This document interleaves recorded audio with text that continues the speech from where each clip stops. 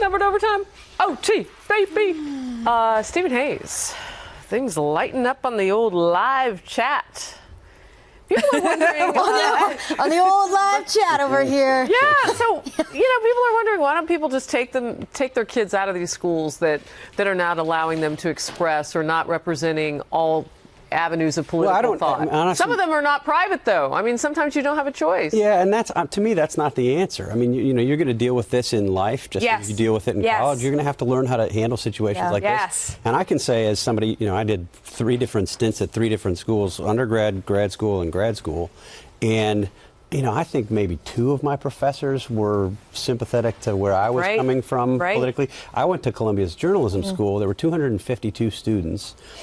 Only one other student was a self-identified conservative, and she now works in sports journalism. So, I mean, this is life. Columbia is like full of socialists, though, and pinkos. I mean, no offense to my alma mater, but it's true. Yeah. Harvard was like that. I mean, I remember sitting at a table. We were drumming up business for the Republican Club, and it was me and one other guy. And it was funny because people would come by and just really take shots at us. I mean, talk about sitting there in Harvard Yard, like self-identifying. And I don't consider myself a Republican now, but this was, we sort of sat there and took incoming spitballs as kids went by. I think that it is figuratively, instructive. I hope. I like what you're saying, that you're going to deal with people not liking your position, and it can be people in power, like a professor, and it is instructive to figure out how to deal with that and how to still survive in that type of environment. It's a shame that it's like that, but you might as well learn early. Yeah, but dealing with it and learning how to navigate those difficult oppositional type situations is one thing, but when your professor says, basically, I don't really respect your point of view. And I don't respect it enough to even want to have a balanced conversation about it. Yeah, your voice is okay. Yeah, you can talk during class, but I guess I just won't be listening. That's not really conflict resolution. And when they talk about indoctrinating, I have a word for it, though. Bullying by teacher. Anyway, it is. It is. Well, it is. I mean, I do think, I have, extended family members that are in college right now, and to say they're indoctrinated, I mean, it's not far off. If you're not even presented with an alternative argument or an alternative worldview, you don't even have the option to make your own choice. So with a professor like that, it's just extreme liberalism, and that's it. And that's a very dangerous way to be sent out in the world. The people who do this, the kinds of professors who do this, at least in my experience, are the kinds of professors who aren't comfortable enough in their own knowledge, their own understanding, that they feel like they've got to sort of bully students into getting them to adopt their positions, rather than have a full, robust discussion and let students come to their own conclusions. Her response to the Social Security thing, which is why I brought that up, really shows that. Because, if you do believe in what you're doing, you can have a conversation about the fact that we're deeply in debt based on Social Security. I mean, you could say that you believe in the system and that it, they violated the way that it was supposed to be set up in the first place. I mean, you could defend that you believe in Social Security while talking about the numbers and still talking about where we are. The argument that you think it's worth it. I mean, that we have to be doing this. We have to be doing it. But instead, she said, well, nobody really knows the numbers. Of course we don't. They're numbers. Excuse me. We know exactly where we are. We know exactly how in debt we are. And you can see that on the CBO website. I mean, that will always be my problem with Obamacare, was that it was so clear from the beginning where we were headed in terms of, if you add all these extra people and you don't make them pay for their services, everyone's cost is going to go up. I mean, the math never worked on that. And if we had had an honest discussion up front, we're going to cover these extra millions of people because that's the right thing to do as a society, and it's going to cost everyone more. Now raise your hands. Do you want to pay more to cover these people who have no insurance? We should have had an honest conversation about what we were really doing, but instead we did this fake math. Robert Whitby, we have people joining us on Facebook Live, which is fabulous. We love it. Robert writes, you ladies are... oh, boy. So what? All I could catch was you have good ideas and comments, and it skipped forward because there's so many people, and we are grateful for that. But, I mean, look at that. Look how fast it's going. That's awesome. What did you have to quit reading? No, I couldn't read it. It jumped right out of my phone. You had a Robert Whitby, but all I could read was the last ones because it went so fast. But he said that we're smart and we have good comments. Oh, good. Nice. Okay. And then on the live chat, people are still talking about how they don't buy it. Governor Pence going by to get his hair cut in just a little moment.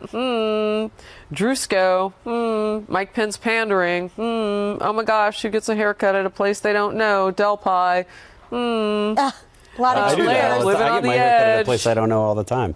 Wherever I have 10 minutes, I go. Rufus Sulphur, though, writes this. How many state governors can you pick out of sight?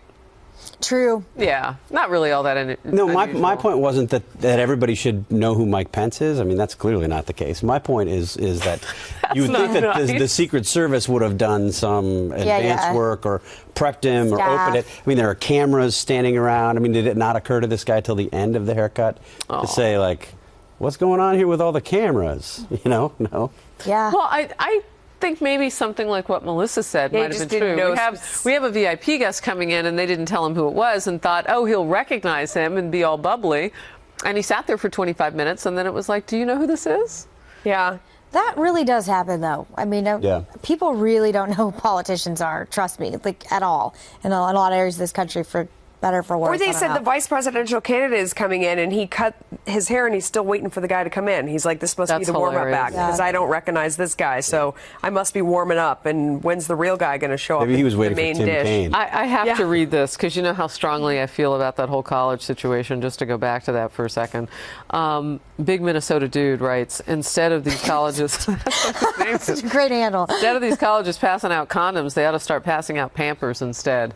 Look, God. I mean, for these kids not to go home and say to their parents, Mom, Dad, I know you guys are paying a boatload of money for me to get an education, but they're not expressing any other views than the ones they agree with and like. I think you should go talk to them, or look, this is what's happening. For those parents not to get up and be outraged about that is outrageous to me. Yeah, but you can't insulate them from all of the teachers, and I know with my own kids, and I'm sure you go through this but this too. is a requisite. I think you said that. Yeah, Sandra. no. Good I mean, point. I wouldn't pay a fortune to send my kids to some school where they're not getting anything balanced at all. And this situation, I think, is very clear. But I encounter all the time with my kids when they bring home assignments, and you look through it, and whether it's about race issues or the environment. I mean, that's one that they're always hammering them with the recycling and oil is evil and all. And I covered the energy beat for a very long time, and I'm like, I hope you know that those crayons that you're coloring with are made from petroleum. They're made possible by oil drilling. I mean, you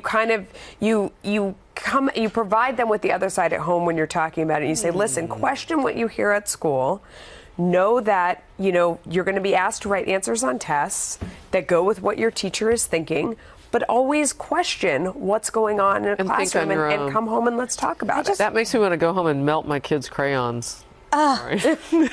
There's petroleum. You said oil. I was just thinking revenue. Petroleum. Anyway, go ahead.